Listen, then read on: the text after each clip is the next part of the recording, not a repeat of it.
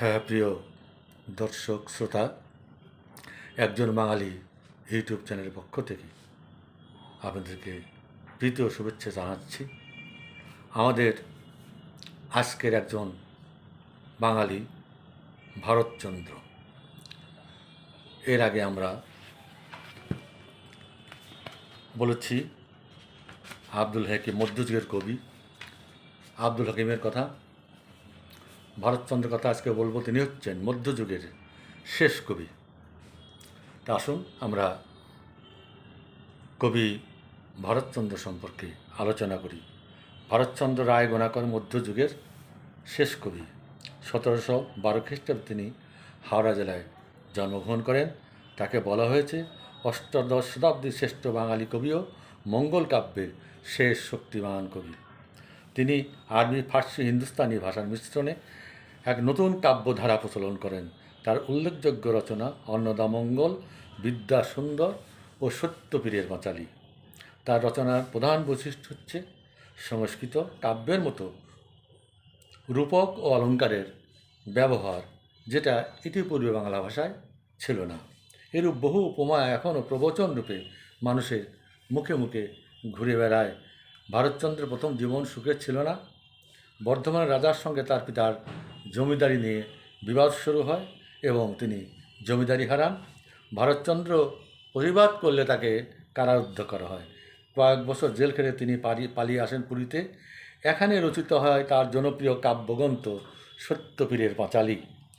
বঙ্গে ইসলাম প্রচারের প্রথম দিকে এদেশে আসেন অনেক সুবিদর্বেশ পীর। এরা অধিকাংশ ছিলেন সহজিয়াপন্থী। স্থানীয় লোকেরা তাদের অলৌকিক ক্ষমতার অধিকারী মনে করতেন।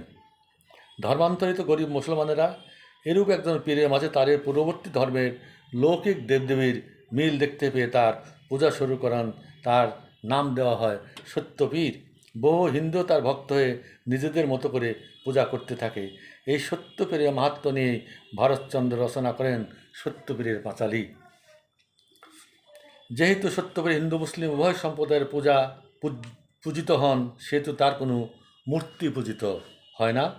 গরিবের দেবতার পূজার উপকরণ অতি সামান্য। একখানা জলচৌকির উপর নীল রঙের কাপড় বিছানো, আতপ চাউল, দুধ, কলা দিয়ে মাখানো এক প্রকার প্রসাদ তাকে দেওয়া হয়। এই প্রসাদের নাম সিন্নি। পূজা শেষে পাঁচালী পাঠ। সত্যপীরের আরও কটি পাঁচালী হিন্দু মুসলমান উভয় ধর্মের কবিগণ লিখেছিলেন।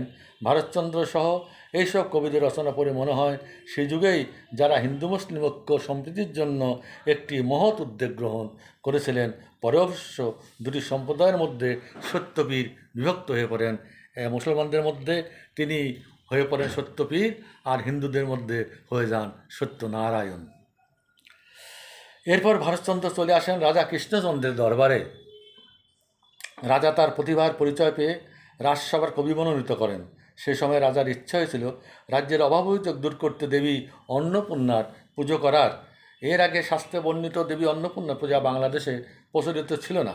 রাজা কৃষ্ণচন্দ্রের প্রথম দেবী অন্নপূর্ণার মূর্তি করে তার পূজা আরম্ভ করেন এবং কবিকে অনুরোধ করেন দেবী মাহাত্ম্য বর্ণনা করে একখানা কাব্য রচনার। এরই ফলশ্রুতিতে ভারতচন্দ্র রচনা করেন তার বিখ্যাত অন্নদামঙ্গল কাব্য। অষ্টাদশ শতকের পূর্বে রচিত মঙ্গল কাব্যগুলিতে রাজরাজাদের কোনো গুণকীর্তন ছিল না। ভারতচন্দ্রের প্রথম তার কাব্য শুরু করেন দেবীর অলৌকিক ক্ষমতায় রাজার রাজ্যপ্রাপ্তির বিবরণ নিয়ে।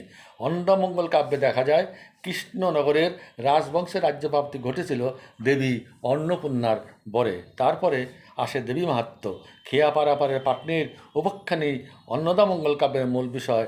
কাব্যের মধ্যে কবি এমন কিছু শব্দ এবং বাক্যে ব্যবহার করেন যা কালোত্তীর্ণ এবং সর্বজনীনতা লাভ করেছে। যেমন গরিব পাটনি যাত্রী পারাবার করে কোনো ক্রমে সংসার চালায়, হাড় ভাঙা পরিশ্রমে দুঃখে তার অভাব ঘটে না।